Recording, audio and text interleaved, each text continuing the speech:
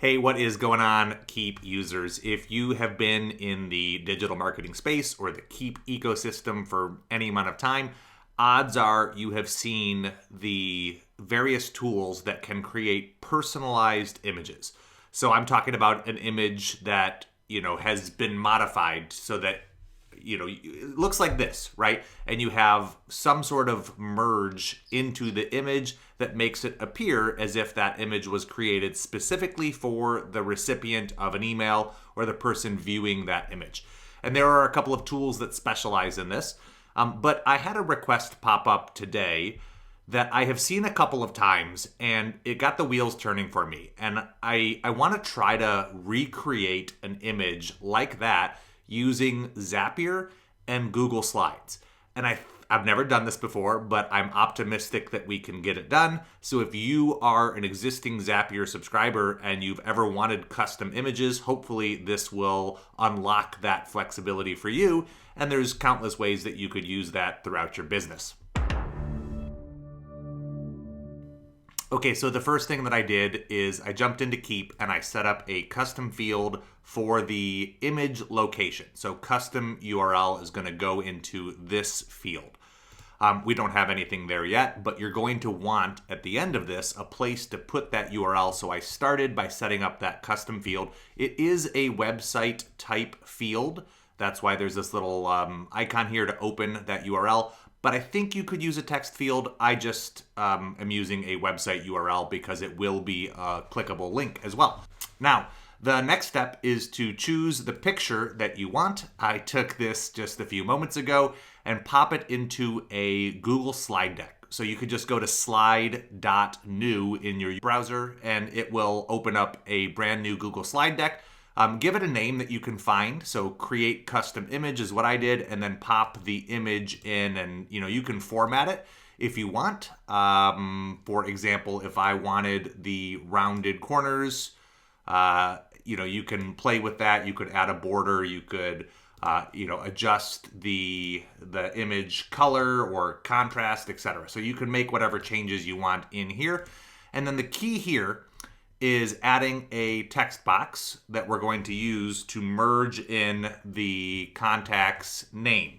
So you do squiggly bracket, name. I'm also going to pivot this so that it looks like it was written on an angle here on the package that I am holding. This could be, there's any number of reasons you might want this. It could be that you're holding a package that you're shipping to them and you want it to say, for and then their name, or maybe you're holding a welcome card for your new members, right? There's so many different ways that you could utilize this. I'm going to mess with the font size and font just a little bit here. Okay, that's fine. It looks a little closer to something that might be handwritten. I'll also do just a slightly lighter color so it doesn't look quite so bold and black. And then I'm gonna just use the same font and size, and we'll do 2, right? And maybe I'll actually make that just a little bit smaller so that it merges in right above where the contact's name is going to go. So that's all we need here. You could do other merge fields if you wanted to have the date or the name of a course or anything else that you were putting in here, but right now it's just gonna say 2 and then their name. Now, the next step is to jump into Zapier here. And Zapier has a new editor that I haven't played around with yet, so I'm going to stick with the previous editor. And I'm going to trigger this with a webhook. That's my favorite way to trigger Zaps because it is immediate and you can trigger it multiple times without having to worry about whether or not you've removed a tag, etc. So let's do the catch hook and continue. And don't need that. So it should give us a URL here. And then over here inside Keap, we need to decide when we are running this. So let's say it's after somebody purchases our, whatever we are giving away or selling or distributing. Maybe it's our membership or maybe it's a physical product that we're shipping to them. But we would say they bought, and I'll just leave this set to any purchase for now. And then this would be create custom image. And in here, we need send HTTP post. And I'm going to send it to that URL I grabbed from Zapier. And I don't need the contact ID. I really only need the name. And in this case, I'm going to do just the first name, but you could also do last name if you wanted to put both there. And then I also want to send the email address. Now, the email address isn't going to go into the image anywhere, but it is going to be useful in the Zapier recipe when we come back to update the contact. The email is the common identifier that we're going to use. Now, let's do just like that. Actually, I should probably send through a test here. So let's do a quick test here just by adding my details, Greg and Greg at monkeypodmarketing.com, and we'll do test. And that way, and then I can remove those just because I don't need those in there. Now, over in Zapier, and I can actually mark this as ready and publish this as well. Get it ready for us to pass contacts through. Now, over in Zapier, when we test this trigger, we should have received that information. Greg and Greg, we did. And we can continue. So the next step here is going to be with Google Slides. So we're going to create a presentation from template.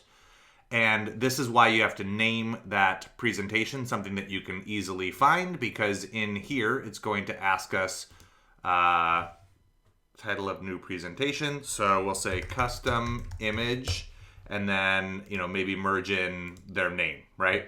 And then whether or not it's shared doesn't really matter because we're not going to be giving them access to this.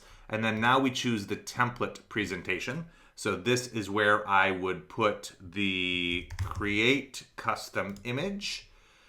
And it's going to find the merge field right here that I created with the squiggle, squiggle, name, squiggle, squiggle. So that syntax tells Zapier that that is a placeholder we're going to fill. And you can see... actually didn't need to do, apparently my test passed through the static values as well as the dynamic values. So it says Greg and the email address twice. That's fine. Sometimes it doesn't pull that information in because you're testing with a user, but in this case it did. So it's going to merge my name in twice, but that's okay. So we do continue and we can test the step, and we don't want the slide deck. What we want is a downloadable version of that slide with the information merged in. So all the way down at the bottom of the outputs from the created slide deck, there is a PDF version of that URL. So that is what we actually want. And then we're going to use another step here.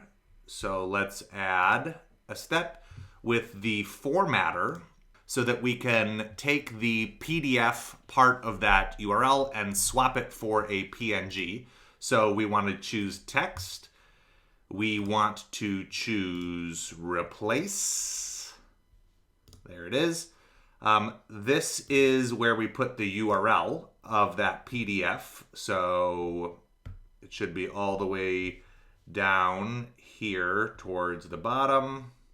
There we go. And we want to look for PDF, and we want to replace it with PNG. Continue. So that is the input. This is the part that designates it's a PDF. So we're going to find that and replace it with PNG. Let's test this step. Okay, it did not work. Output still says PDF. So I'm wondering if maybe it's case sensitive. So let's try PDF, and we will replace with PNG. Continue and retest. Okay, this time it did work. And just to verify, we can open this up in a new tab. Make sure that that does indeed, it should prompt a download because this is an image. So there it is. I can leave full screen just for a second and bring this over to Greg. Okay, so we've got that working successfully. So the next step is to then take this back to Keap. So let's go back to Keap Max Classic, and we are going to create update contact, continue. We're going to choose our MonkeyPod account here, continue. We are going to use the email address from that initial hook. That's why we sent that through. And we're going to check for duplicates based on email. We're going to leave their email status set to yes, indicating that we can still send email to them. And we don't need any of the other fields here with the exception of that custom URL field. So let's scroll, that's certificate URL. Maybe refresh fields here. There it is. Okay, so now we take the modified URL with the PNG extension and we pop it into that custom field. Continue, and I'm gonna skip test on this one because I know that I don't have a real email address. I have the duplicate email address. But let's go ahead and publish this Zap, and then I will show you what we can do inside Keap to verify that everything is working correctly. So this is now live. And inside Keap, all this is going to do is generate that custom image. So the next step we want is to probably utilize that image. So send email with image. And in here, I'll probably use an email, but I'm gonna just give it a 1 minute delay to make sure that that Zap has time to run. If you run into issues where this is processing too quickly, you could also apply a tag in the last step of the Zap, and then you could use the tag to advance them once you know the Zap has completed. But I think that this should run quickly enough. So welcome with custom image. There we go. And I'll just create a really simple email. So build it from scratch here, pop in the text block. So welcome aboard, glad to have you as a new customer. And then we will add our image here. And for the image URL, we want to use the merge field from the custom URL where we are storing that image we just created. So let's pop that in here. And then I'll also, it's not going to preview anything because there's no data. It's just a blank merge field, but this should work.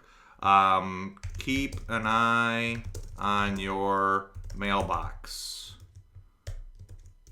Love us, right? Something like that.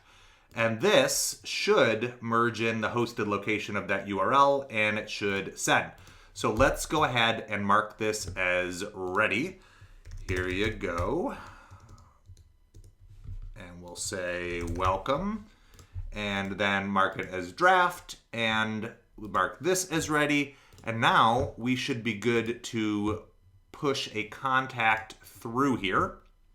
So let's grab this contact and we can see that there's nothing in that custom URL field right now. The campaign is called personalized images. So let's jump down to the campaigns tab. We will add this individual to the personalized images campaign. And we'll start with the create custom image process. Once added to that sequence, we can see this HTTP post is about to run. It should process right away. We can see in this, here we go, the contact has been added. And once that step runs, he'll slide through into this sequence over there. The Zap should be doing its thing. This is on and published. So it'll receive that webhook. It'll create a presentation from the Google slide template. It'll format that text and then update the contact. So over here, we can refresh. You can see it's progressed through. So we should have, if I refresh this contact, a URL listed here. Let's go ahead and refresh the contact. We do. So that's positive. The URL successfully was populated through. And if I check my inbox in a moment here, we will also have this email processed through. Let's refresh the inbox and see what we're working with. Okay, email has arrived. You can see it's been sent. And here is the email. And there is the image with the custom merged details to Greg. So, yeah, I think it looks great. Obviously, there's a lot more I could have done to this campaign, but I think that this is a possibly really powerful way to use Zapier to create customized images that personalize your marketing. As you know, one of the drawbacks to automation is that it can feel really automated. But this type of attention to detail just takes things to the next level in that customer experience, that personalized, handcrafted white glove experience you might be striving for. So thanks to Mark Penny, who asked this question and got the wheels turning for me on a possible way to produce this. Hopefully this works for you all. The last thing I will add is if you find yourself taking advantage of this, you're going to create a lot of templates because each time you run this Zap, it will create a copy of that template. So to keep yourself organized, you might add some steps to your Zap that move those templates into a specific folder just to keep your Google Drive as clean and tidy as possible. But if you found this helpful, please feel free to drop a comment below or to share it with someone else who it can serve. Take care.